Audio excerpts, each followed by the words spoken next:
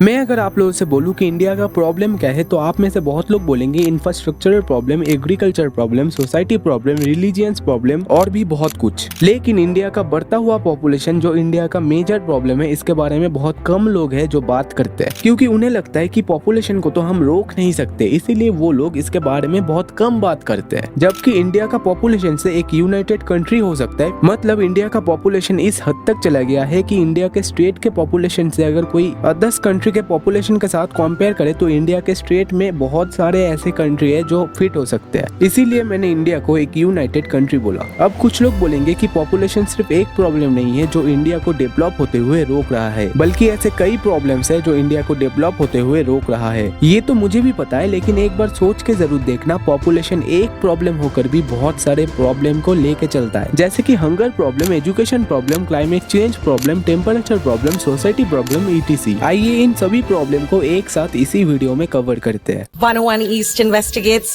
how India is grappling with being the most populated country in history.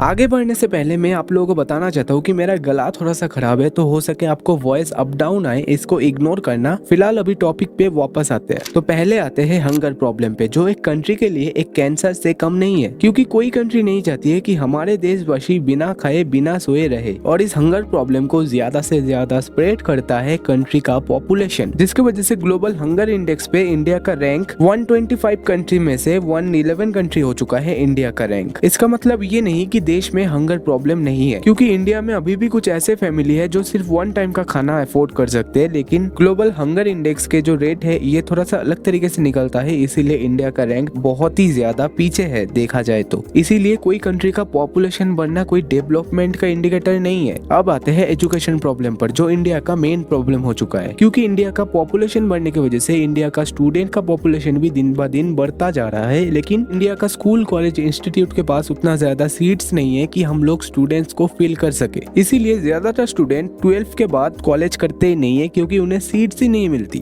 मैं यहाँ पे population की गलती नहीं दे रहा हूँ, मैं गलती दे रहा हूँ गवर्नमेंट की, जो देख रहा है इंडिया का पॉपुलेशन दिन ब दिन बढ़ता जा रहा है, लेकिन इंडिया का स्कूल, कॉलेज, इंस्टीट्यूट वही था जो 10 साल पहले बना था या फिर 20 साल पहले बना था। अब आते हैं क्लाइमेट चेंज प्रॉब्लम के पीछे, जिसकी वजह से आज इंडिया का टेम्परेचर 50 डिग्री से प्लस हो चुका है। वैसे तो क्लाइमेट चेंज के कई सारे रीजन है, मेन रीजन है, लेकिन उनमें से एक रीजन है पॉपुलेशन, क्योंकि पॉपुलेशन जितना बढ़ेगा उतना ही ज्यादा लैंड सेल होते रहेंगे एंड उसमें घर बनते रहेंगे, और उस लैंड पे जितने पेड़ पौधे थे उन सबको भी काट दिया जाएगा, क्योंकि हम लोगों को रहने के लिए एक घर चाहिए, ताकि कोई भी बैड वेदर सिचुएशन में हम लोगों को बाहर ना रहना पड़े। और इसी वजह से इंडिया में अभी लाखों के तादाद में बिल्डिंग्स बनने लगी है, और इसके साथ साथ ह्यूमैनिटी टेम्परेचर भी बढ़ने लगा है। मतलब जो हम लोग वेदर टेम्परेचर में जाके फील्स लाइक देखते हैं वही होता है ह्यूमैनिटी टेम्परेचर। और मैंने बहुत लोगों को देखा है कि इंडिया का पॉपुलेशन रैंक जब बढ़ता है तब बहुत लोग प्राउड फील करते हैं, क्योंकि हमारा देश पॉपुलेशन में और इकोनॉमी में भी रैंक कर रहा है, इसीलिए सभी लोग प्राउड फील करते हैं। लेकिन क्या सच में ये प्राउड फील करने वाला बात है जो हम लोग प्राउड फील करते हैं? इंडिया इकोनॉमी में भी रैंक कर रहा है, इसका मतलब ये नहीं कि इंडिया का प्रॉब्लम्स खत्म हो चुका है। आप लोग इंडिया में रहकर भी तो फील कर सकते हो कि इंडिया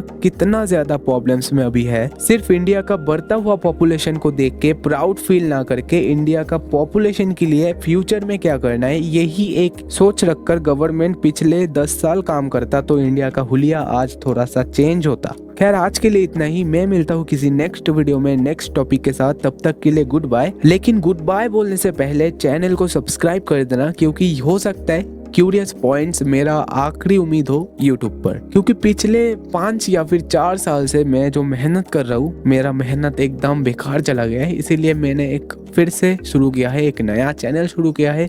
होप इस बार मैं एक सक्सेसफुल यूट्यूबर बन पाऊंगा। मेरी मजबूरी को समझकर मैंने इस चैनल को फिर से ओपन किया है, तो प्लीज मुझे सपोर्ट करना एंड सी यू सून।